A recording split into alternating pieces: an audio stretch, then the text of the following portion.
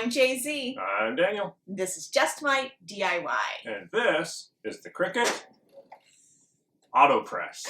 If you've watched our channel at all, you'll know that this is not our first heat press. It's not even our second heat press. It's our third big one, but truly in a long line of collection of heat pressing machines.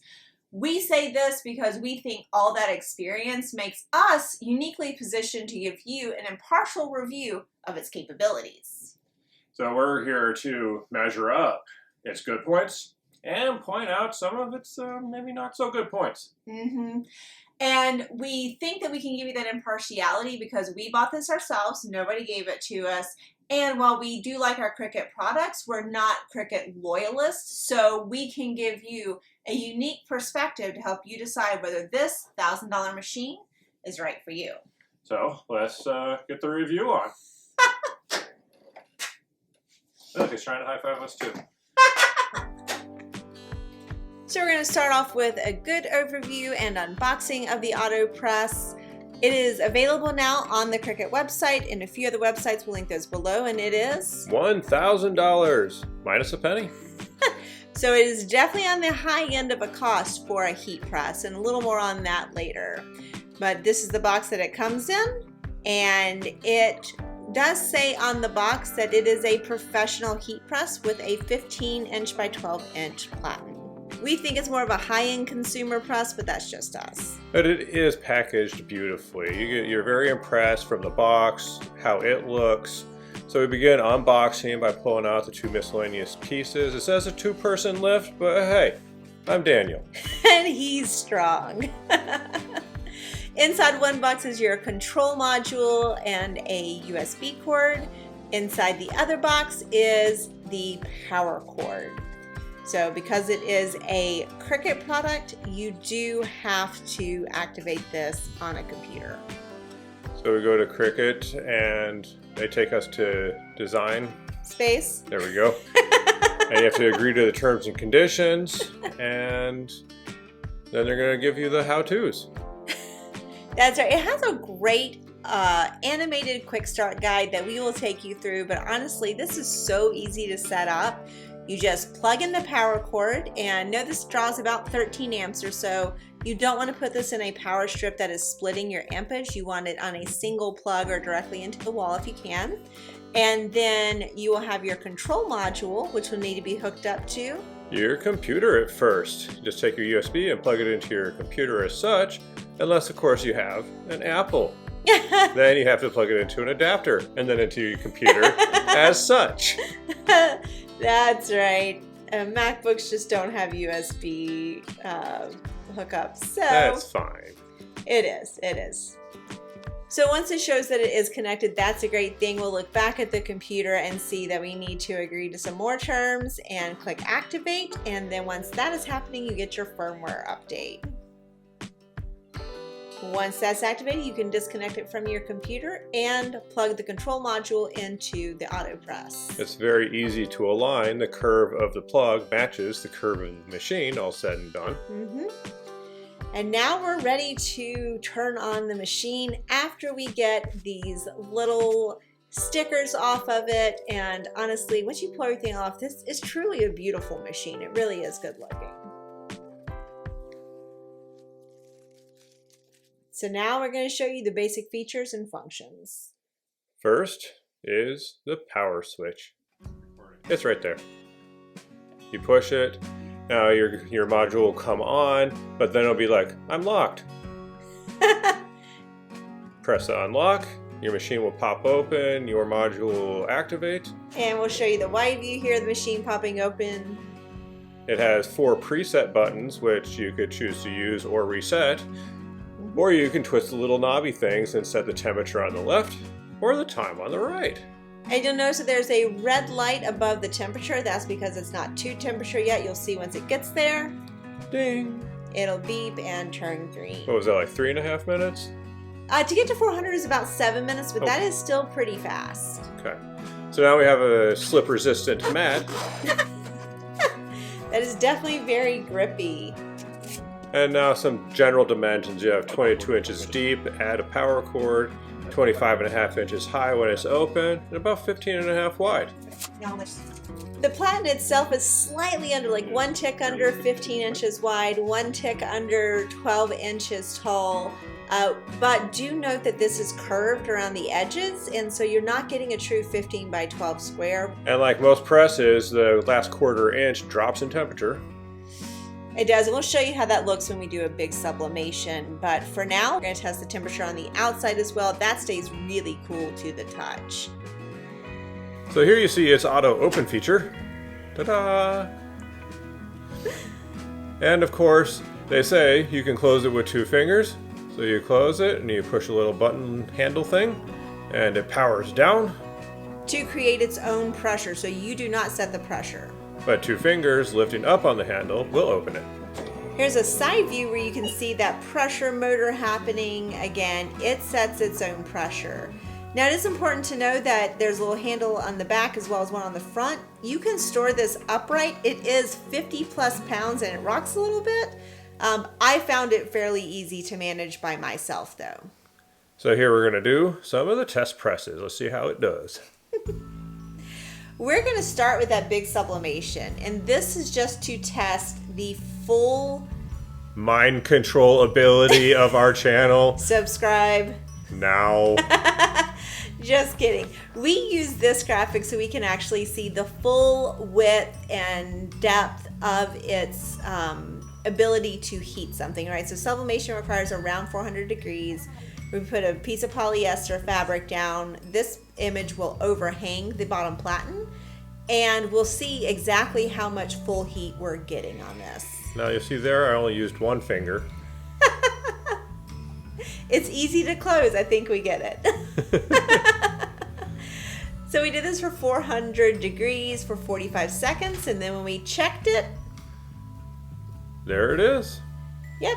Now we did pull out the measuring tape. We had just under 14.5 inches on the width and about 11.5 inches on the other dimension. So that's about as much as you're getting. Plus, keep in mind you're losing those rounded edges. Now we're going to move on to a basic HTV. It's actually going to be a holographic HTV on cotton. This is a onesie, obviously. We reset our temperature for this, did a quick press to heat it. And you notice we are using a pressing pillow to get above those seams that onesies have.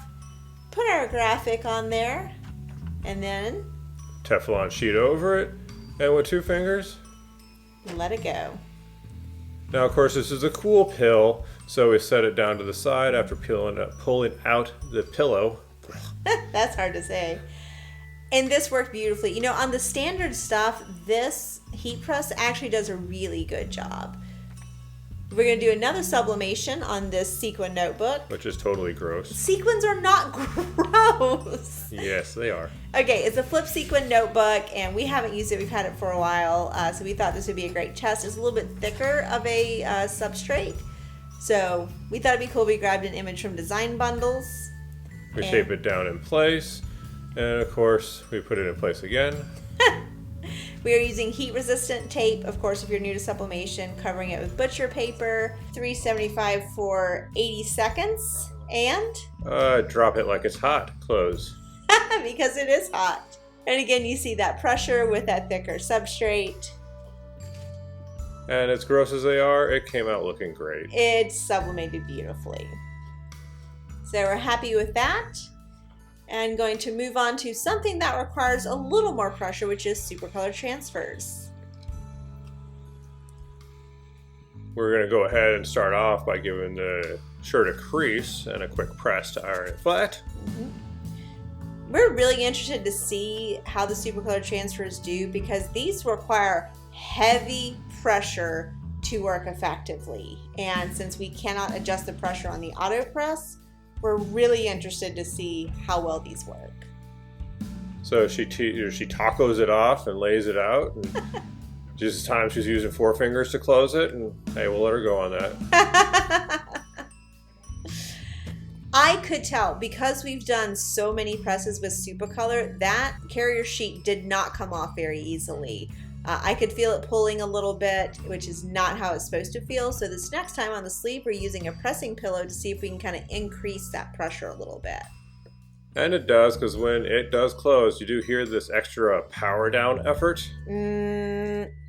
Yes, just like that. And that carrier sheet came off a lot easier. So we actually went back in. And we inserted a different pressing pillow underneath our original press. Put the sheet that it was transferred off of back on it and pressed it again.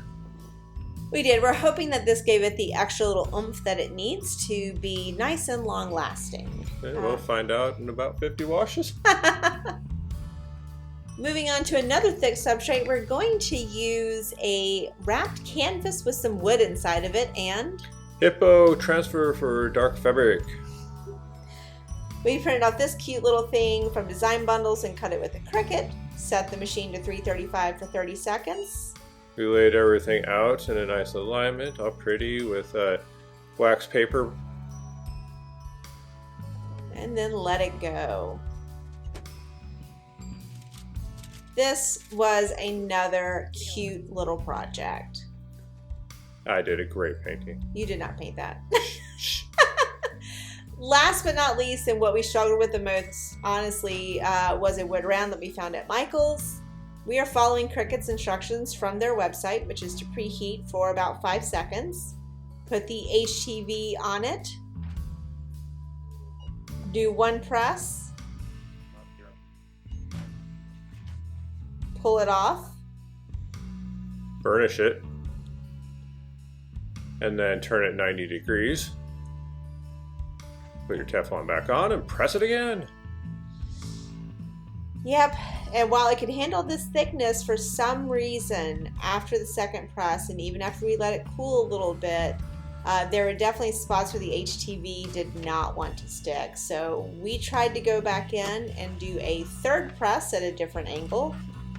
And most of it was sticking, but some of it was still really trying to come up. So after having pressed it 3 times in the Autopress, we just got out the mini press, finished it off, and I'm gonna have to chalk this one up to not quite working very well.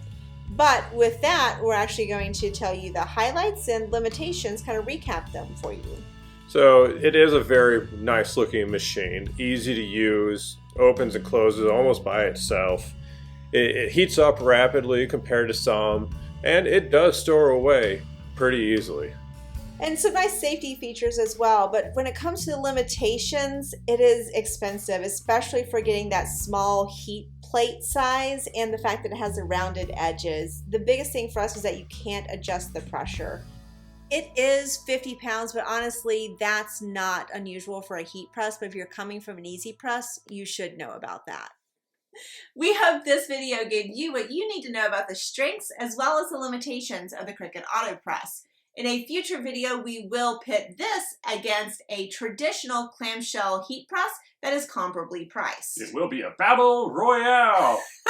Until then, you should like the video if you like the video, subscribe, ring the bell, and of course, if you have any questions about the Cricut Autopress so far, feel free to write it out in the comment line and send it to us. And of course, everything that we use to do this is listed in the description. Also in the description are links to all of our social handles. Please connect with us across platforms. We love hearing from you. And don't forget to check out our blog at justmydiy.com. Thanks for watching.